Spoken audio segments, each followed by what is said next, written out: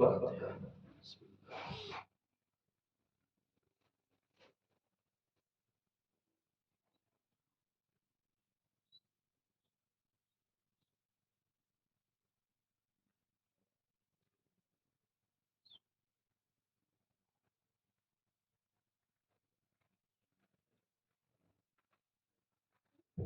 لا حول ولا قوة إلا بالله العلي العظيم. أعوذ بالله من الشيطان اللعين الرجيم. بسم الله الرحمن الرحيم. الحمد لله الذي ذكره شرف للذاكرين وشكره فوز للشاكرين وطاعته نجاة للمطيعين. ثم الصلاة والسلام على أشرف الأنبياء والمرسلين الذي كان نبيا وآدم بين الماء والطين الذي سمي في السماء بأحمد وفي الأرض بالقاسم محمد. اللهم صل على محمد وآل محمد. ثم الصلاة والسلام على أهل بيت الطيبين الطاهرين المعصومين المظلومين الغر الميامين ولعنة الدائمة الباقية الجارية القائمة الثابتة على أعدائهم أجمعين. أما بعد فقد قال حسين بن علي عليه السلام في دعاء عرفة: ماذا وجد من فقدك وما الذي فقد من وجدك سواء. اللهم صل على محمد وآل محمد. حاضرین بزم اعزا، ماتمداران شداران سید شہداء، تو پہلے چاہتا معصومین علیہ السلام اور خصوصاً متعید حضرت بطول بنت رسول معصوم عالم جناب فاطمہ زہرا سلام اللہ علیہا. اللهم صل على محمد وآل محمد. آج کی یہ مجلس شب شہادت سفیر امام حسین جناب مسلم ابن عقیل کی مناسبت سے منعقد کی گئی ہے، اور دوسری جو مناسبت سے آنے والے دن کی وہ 9 ذی الحج روز عرفہ ہے. روز عرفہ اس کا نام جو عرفہ ہوا اس کی وجہ یہ ہے کہ جب جبریل جناب ابراہیم کے پاس آئے اور آ کر اعمال حج کو بیان کیا، تو جب میدان عرفات میں پہنچے تو جبریل نے کہا کہ عرفت کیا آپ اس میدان کو پہچانتے ہیں؟ تو جناب ابراہیم نے کہا کہ میں اس میدان کو پہچانتا ہوں. تو اسی وجہ سے اس میدان عرفات کا نام ہو گیا عرفات، اور جس دن یعنی اس دن کا نام ہو گیا عرفہ. عرفہ یعنی پہچاننا، یعنی اوڑکو. تو حاجی عرفہ کے دن میدان عرفات سے جبل رحمت کے پاس جا کر اور پھر دعائے عرفہ کو پڑھتے ہیں. تو عرفے کا دن وہ دن ہے، روایتوں میں بیان کیا گیا کہ وہ دن ہے کہ جس دن اللہ نے اپنے بندوں کو اپنی اطاعت اور عبادت کی طرف بلایا ہے، اور اللہ نے اپنے فضل و کرم کے دسترخوان کو اپنے بندوں کے لیے بچھایا ہے. سال بھر بندے دعا کرتے رہتے ہیں کہ پروردگار میری یہ دعا پوری کر دے، میری یہ مشکل حل کر دے، میری یہ تکلیف دور کر دے، لیکن عرفے کے دن اللہ خود اپنے بندوں کو بلا رہا ہے. کون ہے جو آئے اور آ کر مجھ سے دعا کرے، مجھ سے مانگے، توبہ کرے تاکہ اس کی توبہ کو اللہ قبول کرے. تو اگر رزق کی پریشانی ہے، پرابلم ہے، تو روز عرفہ اللہ کی بارگاہ میں دعا کریں. اور بیماریاں ہیں، توبہ کرنا ہے، گناہوں سے استغفار کرنا ہے، تو روز عرفہ آئیں اور اللہ کی بارگاہ میں توبہ و استغفار کریں. اس لیے کہ روایت میں آیا ہے کہ جو شب قدر میں اپنے آپ کو معاف نہ کرا سکا، جو اپنے آپ کی مغفرت نہ کرا سکا، تو پھر وہ عرفے کا انتظار کرے.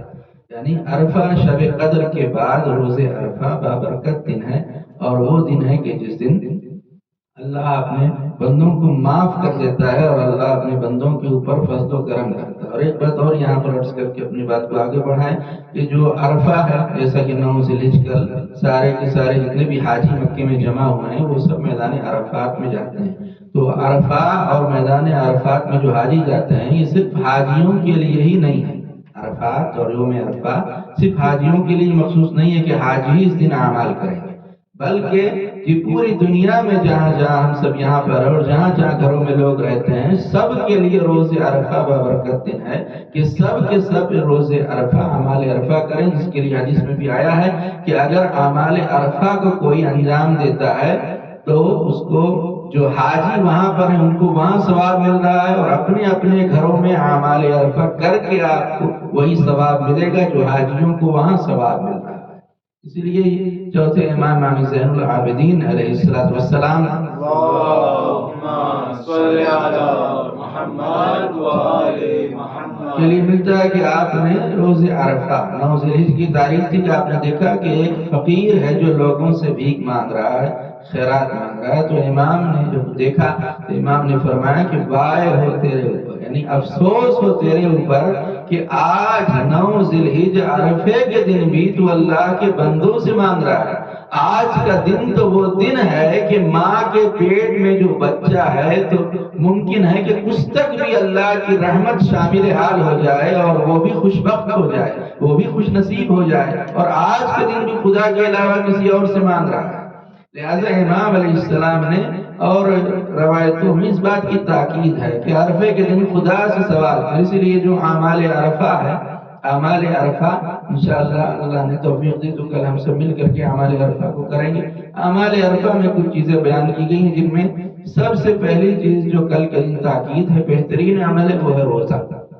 عرفے کے دن روزہ رکھیں، لیکن یہاں شرط مسئلے میں بھی عبداللہ سستانی کے موجود ہے کہ اگر روزہ رکھ کر آپ کے جسم میں اتنی کمزوری آ جائے، جسم فیبل ہو جائے اور ایسی نبلائی آ جائے شریر میں کہ اعمال نہ کر سکیں تو پھر روزہ نہ رکھیں، بلکہ روزے کو چھوڑ کے اعمال عرفہ کو کریں، کیونکہ اعمال کی بہت زیادہ طاقت. تو پہلے چیز ہے روزہ. دوسری چیز جو تاکید ہے وہ ہے غسل روز عرفہ، کہ جو زوال سے قبل غسل عرفہ کریں اور اس کے بعد نماز ظہرین کو پڑھیں اور اس کے بعد پھر اعمال عرفہ کو شروع کریں. دوسری چیز. تیسری چیز جس کی کل بہت زیادہ تاکید ہے اور بہت ثواب ہے وہ ہے زیارت امام حسین علیہ السلام.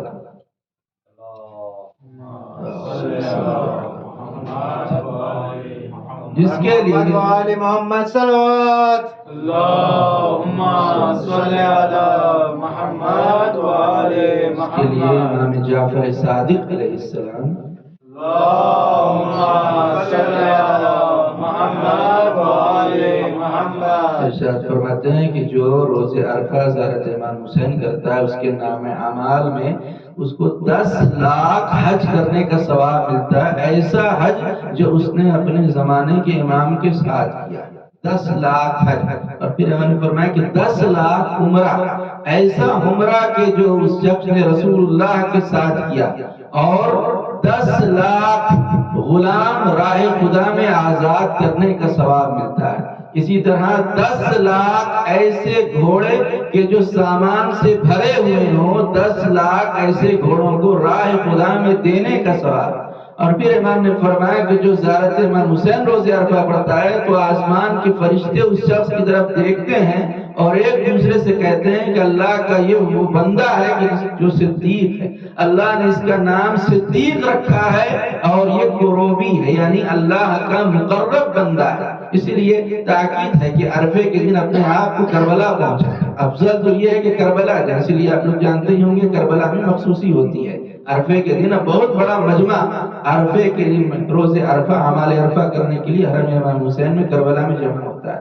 تو یہ تاکید ہے کہ اپنے آپ کو اگر ہو سکے تو کربلا جائیں اور روز عرفہ وہاں پر کریں.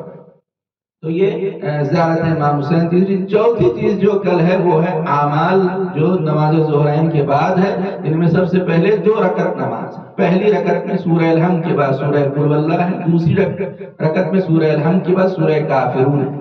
جب یہ 2 رکعت نماز ہو جائے اس کے بعد پھر 2 رکعت نماز پڑھے اس نیت سے کہ نماز روز عرفہ پڑھتا ہوں قربۃ اللہ. پہلی رکعت میں سورہ الحمد کے بعد 50 مرتبہ سیکانت ہوا سورہ توحید. دوسری رکعت میں بھی اسی طرح ہے. جب 2 رکعت یہ ہو جائے اس کے بعد پھر 2 رکعت اور، یعنی 200 مرتبہ 200 ہوا سورہ توحید کو ان 4 رکعت نماز میں آپ کو پڑھنا ہے. اور اس کے بعد پھر جو اصل چیز ہے روز عرفہ کی وہ ہے دعائے عرفہ امام حسین علیہ السلام۔ یہ دعائے عرفہ معصومین سے بہت ساری دعائیں معصومین سے وارد ہوئی ہیں، لیکن تمام معصومین میں 3 دعائیں ہیں جو سب سے زیادہ مشہور ہوئی، جن میں مولا کائنات کی دعائے کمیل، کہ کون ہے کہ جو دعائے کمیل کو نہ جانتا ہو اور پوری دنیا میں یہ دعائے کمیل پڑھی جائے۔ دوسرے امام حسین علیہ السلام کی دعائے عرفہ کی جو امام نے خود پڑھی تھی، یہ دعائے عرفہ ہے کہ جو بہت مشہور ہوئی۔ تیسری صحیفہ سجادیہ، چوتھے امام کی یہ دعاؤں کا جو مجموعہ ہے صحیفہ سجادیہ، تو یہ دوسری دعا جو ہے دعائے عرفہ، اس کو امام علیہ السلام نے راوی بیان کرتا ہے کہ میں نے دیکھا 9 ذی الحجہ کی تاریخ تھی کہ امام اپنے خیمے سے باہر نکلے اور خانہ کعبہ کے قریب گئے اور اپنے ہاتھوں کو کعبے کی طرف بلند کیا، اور بلند کرنے کے بعد آپ نے پوری دعا تھی کہ جس دعا کو امام علیہ السلام نے اپنی زبان کے اوپر جاری کیا۔ اسی دعا کا یہ ایک جملہ ہے کہ جس میں امام فرما رہے ہیں، ایسا جملہ ہے کہ جو عرفانی جملہ ہے، اور جتنا اس کے اوپر غور و فکر کرے اتنے رازہائے سربستہ کھلتے جائیں گے۔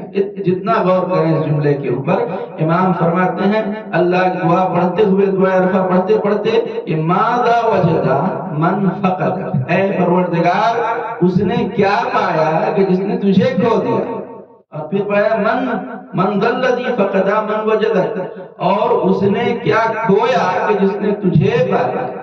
یہ امام علیہ السلام کے عرفانی جملہ ہے، اور امام یہ بتانا چاہتے ہیں کہ اگر کسی کے پاس پوری کائنات میں جو کچھ ہے، ساری نعمتیں کسی کے پاس ہوں لیکن خدا نہ ہو تو اس کے پاس یہ نتھنگ، تو اس کے پاس کچھ نہیں ہے، اور اگر کسی کے پاس سب کچھ ہے لیکن خدا نہیں ہے تو اس کے پاس کچھ نہیں ہے۔ اس لیے کہ کامیابی اس میں ہے کہ انسان کے پاس خدا ہو، بھلے دنیا کی کوئی نعمت نہ ہو، دنیا کی سگوڑ نہ ہو، دنیا کی فیسلٹیز نہ ہو ہمارے پاس، لیکن اگر خدا سے رابطہ اچھا ہے تو انسان کامیاب، پھر اس انسان کے پاس سب کچھ ہے۔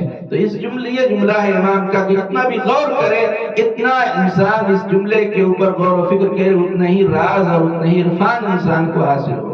تو علماء نے اس پوری دعا کا خلاصہ، ایسے تو طویل دعا ہے لیکن خلاصہ بیان کیا کہ اس دعائے عرفہ میں امام نے کیا بیان کیا۔ امام یہ سکھا رہے ہیں کہ اگر اللہ کی بارگاہ میں کوئی دعا کرنا چاہتا ہے تو کیسے دعا کرے، کیسے ہم اللہ کی بارگاہ میں جائیں۔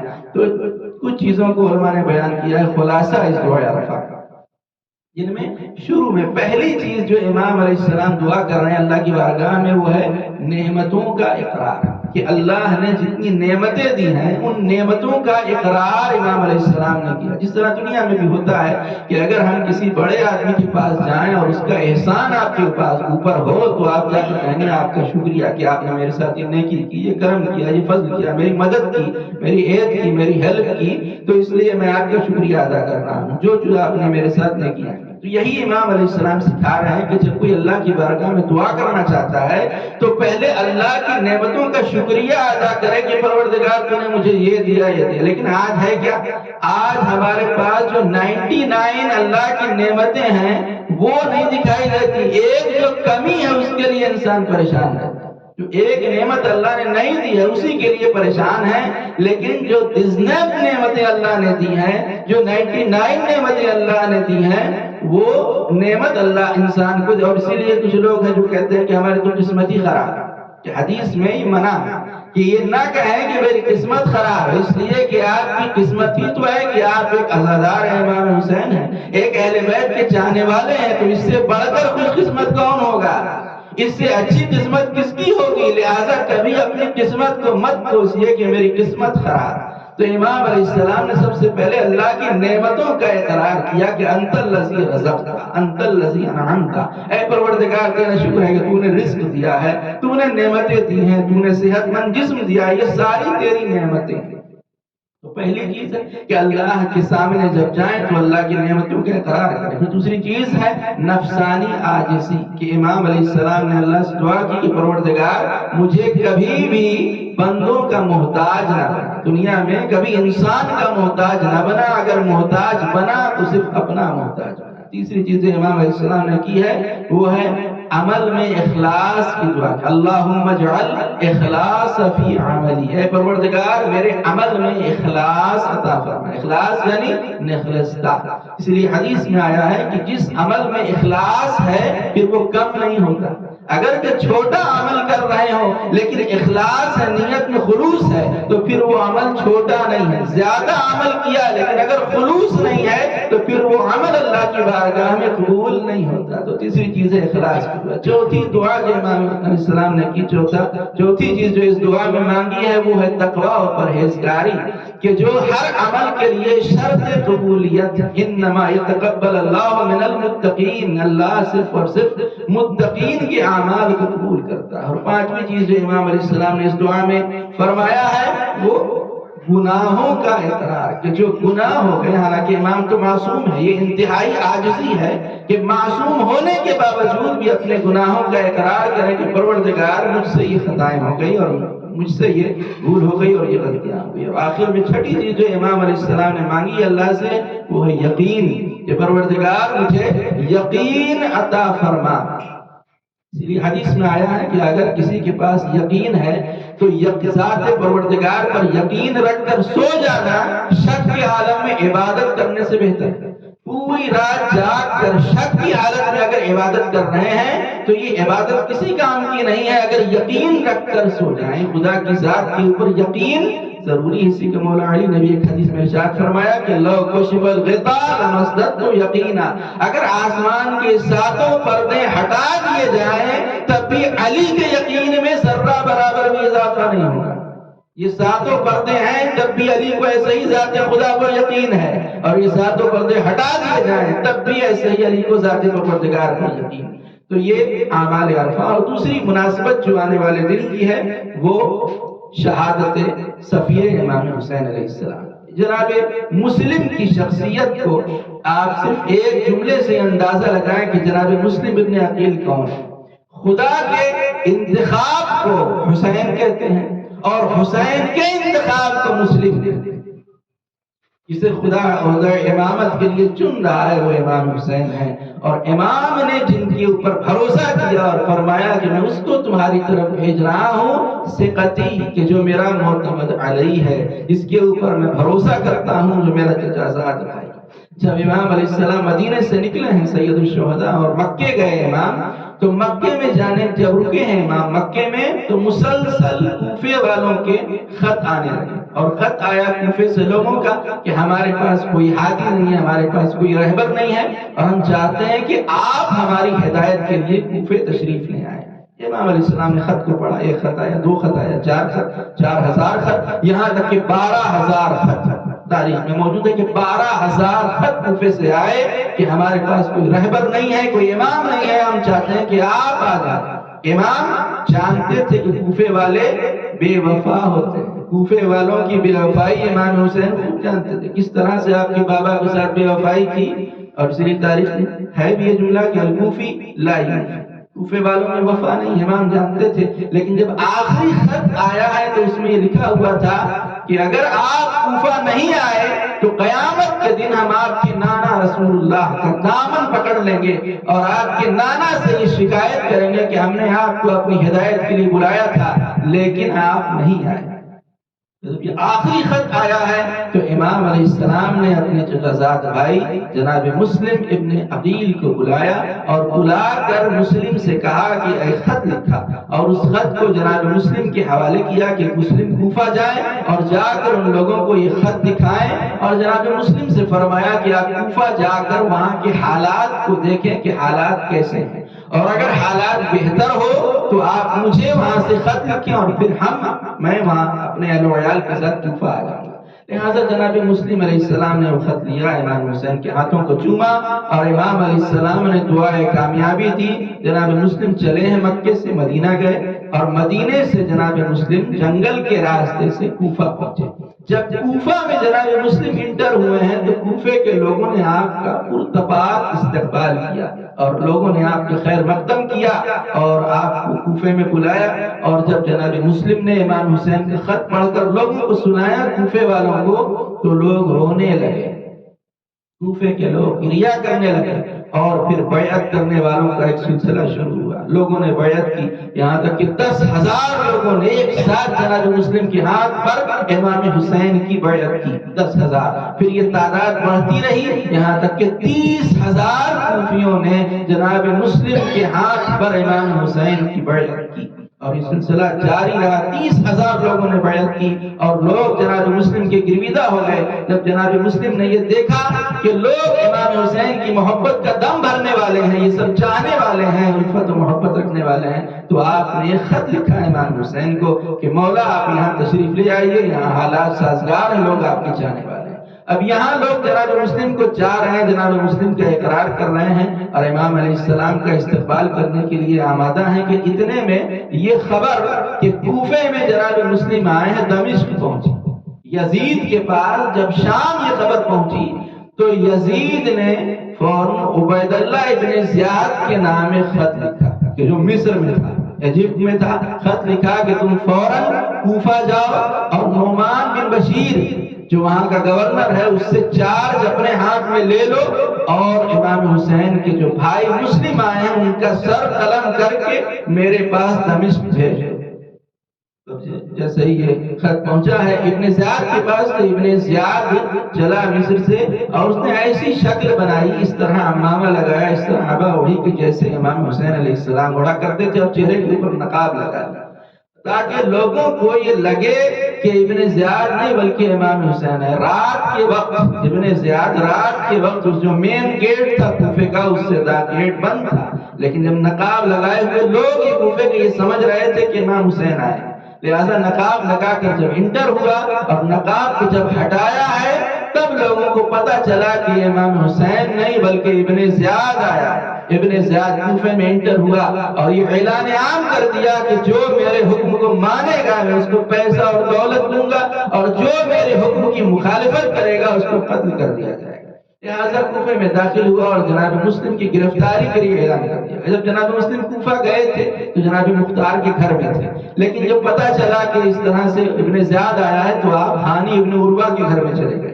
جب ابن زیاد کو ایک مخبر نے خبر دی کہ جناب مسلم ہانی کے گھر پہ ہیں تو ہانی کو اس نے سپاہی بھیج کر دربار میں بلایا اور پوچھا کہ بتاؤ مسلم کہاں ہے. جناب ہانی نے کہا مجھے نہیں پتا، لیکن جب مخبر سامنے آیا تو جناب ہانی نے کہا میرے گھر پر. تو ابن زیاد نے کہا کہ ہانی مسلم کو میرے حوالے کر. جناب ہانی نے انکار کیا کہ میں مہمان کو تمہارے حوالے نہیں کر سکتا، وہ میرے مہمان ہیں.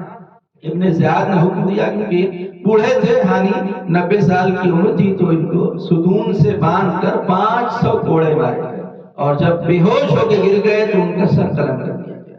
اور اس کے بعد کیونکہ وہ ہانی جب پتہ چل گیا کہ ہانی بھی مارے گئے تو جناب مسلم ہانی کے گھر سے ہی باہر نکل گئے.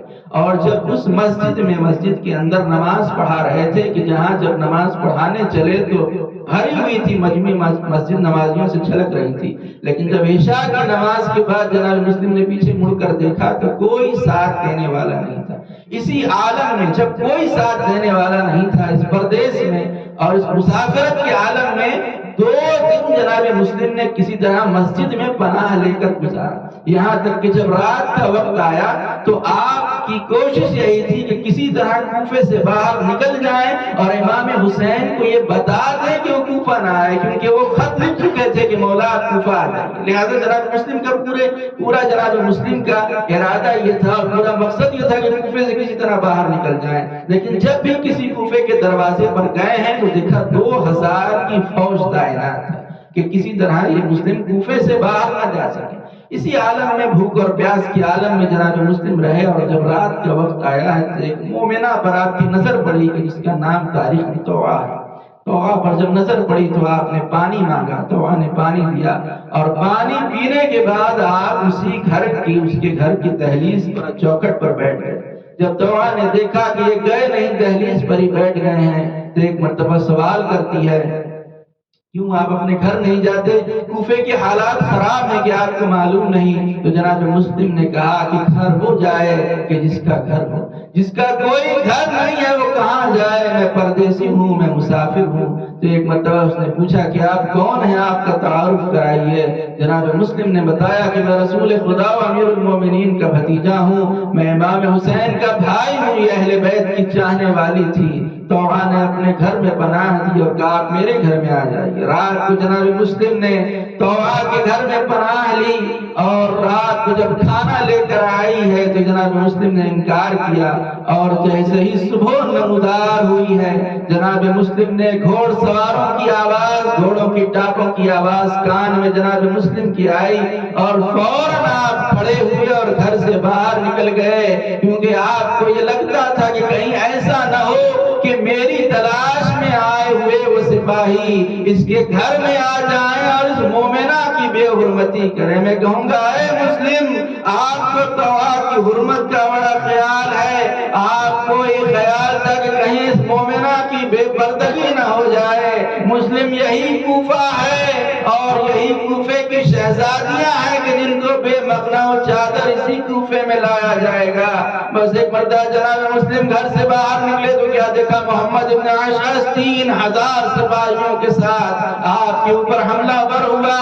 جناب مسلم نے مقابلہ کیا، سب کو جناب مسلم نے قتل کیا، سب کو جناب مسلم نے مارا، لیکن جب فوج مقابلہ نہ کر سکی تو پھر ایک مرتبہ محمد ابن اشعث نے 10,000 کا رسالہ منگایا اور 10,000 لوگوں نے مل کر اکیلے جناب مسلم کے ساتھ جنگ کی، لیکن جب جناب مسلم کو قتل نہ کر سکے تو ایک مرتبہ ایک گڈھا کھودا اور اس گڈھے کو خش و خاشاک سے پر کیا اور دھوکے سے جناب مسلم کو اس گڈھے میں گرایا۔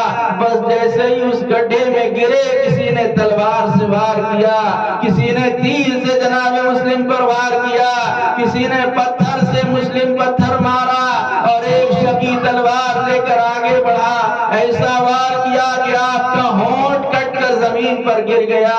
پتھر سے جب مارا گیا آپ کے منہ میں دانت ٹوٹ گیا۔ بس جناب مسلم کو ہتھکڑیوں اور بیڑیوں میں جکڑ کر لے جانے لگے۔ ایک مرتبہ مسلم نے کہا کہ مجھے پیاس لگی ہے، پانی لاؤ۔ جیسے ہی پانی لایا گیا جام آب آیا، جناب مسلم چاہتے تھے کہ پانی پیے لیکن منہ کا خون ٹپکا اور پانی مذاق ہو گیا۔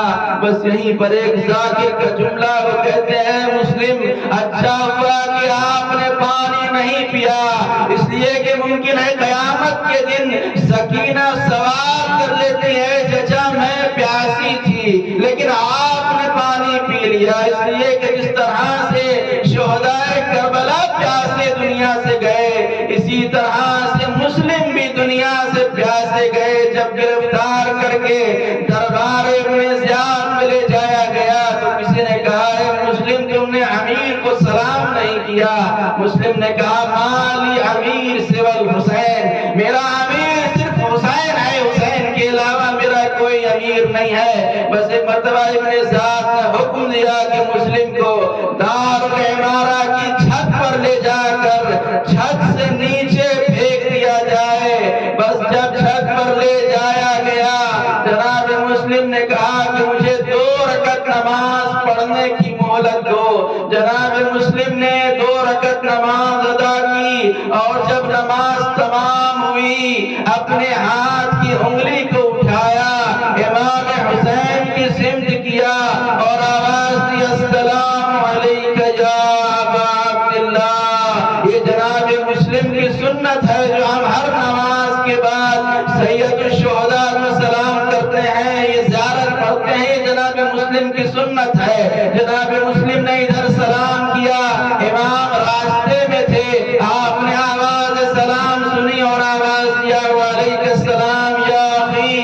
اے میرے بھائی تم پر بھی سلام ہو۔ بغل میں جناب عباس کھڑے تھے، پوچھا آقا یہ کس کے سلام کا جواب دے رہے ہیں؟ مولا نے فرمایا مسلم بھائی کہ جو دار العمارہ پر ہے مسلم کے سلام کا جواب دے رہا ہوں۔ بس ایک مرتبہ جناب عباس نے کہا آقا میری خواہش ہے کہ میں اپنے بھائی کو آخری مرتبہ دیکھ لوں۔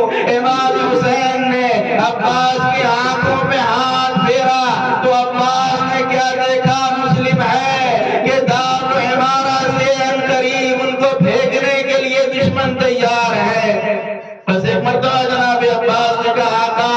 میری خواہش ہے کہ مجھے جانے دیجیے، میں جاؤں اور اپنے بھائی کو اپنی گود میں لے لوں۔ امام حسین نے کہا عباس دارالعمارہ کے نیچے دیکھو۔ اب جو عباس نے دیکھا جو ایک نقاب پوش بی بی ہے، سوال کیا ہے آقا یہ کون ہے؟ کہا عباس کہ میری ماں فاطمہ زہرا ہے جو پہلے سے موجود ہے تاکہ مسلم کو اپنی گود میں لے۔ انا للہ و انا الیہ راجعون۔ رضا بقضائه وتسليما لأمره استعلام الذين ظلموا إياه یا حسین یا حسین